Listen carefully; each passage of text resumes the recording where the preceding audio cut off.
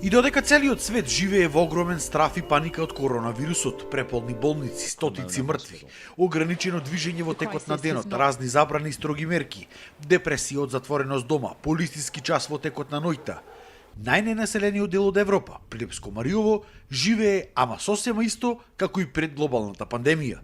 Тука дури ни COVID-19 не може да смени нешто. Решивме да го посетиме селото Витолиште, оддалечено 60 на километри од Прилеп, и да видиме што се случува таму во овој период.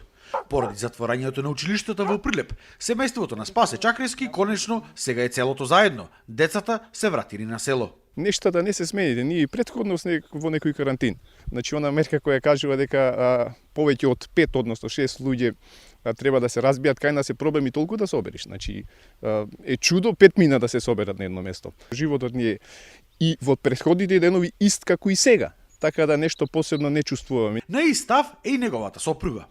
Чувствувате ли некаков страв да се движите низ селото, да се дружите со соседите? Не. Си одиме и како нормално, исто со комшивкиве си пијаме кафе, значи не. Иако ситуацијата со коронавирусот во светот е навистина сериозна, сепак и во овие времиња шегата и мајтапот не ги напуштил мариовци. Велат дека ако ние сега чувствуваме што значи да се живее во карантин, тие тоа го знаат и чувствуваат веќе со децении. Нив не им треба полициски час за да седат дома. Си легнуваат кога ќе се стемни, затоа што нема каде да одат и нема што да прават. Затоа што тука во Мариово буквално не функционира ништо. Исто така, не се многу загрижени и за забраната да не се групираат по повеќе од 5 луѓе на едно место, затоа што велат и да сакаш, не можеш да собереш повеќе од 2-3. Денеска Чакрески го посетија и неговите пријатели кои што се по потекло од Мариово и често доаѓаат тука. И тие велат дека мариовци не се плашат од коронавирусот. Овдека секогаш е карантин.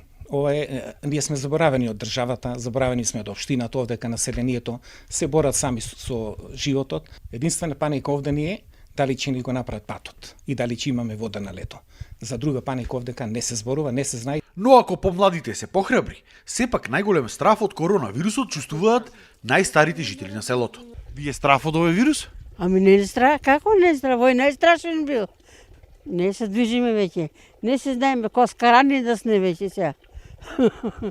Ама што да правиме, тоа е, мора да се пазиш.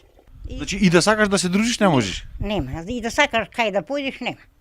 3-4 веле има, ама слабо. Сега па и дека вака се слушаме, ако сме стари, живот мила, па не е страх.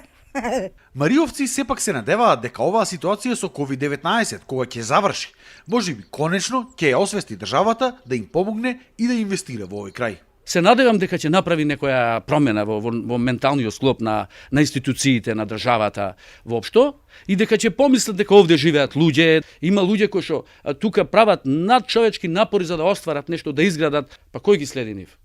Нив како отпишани.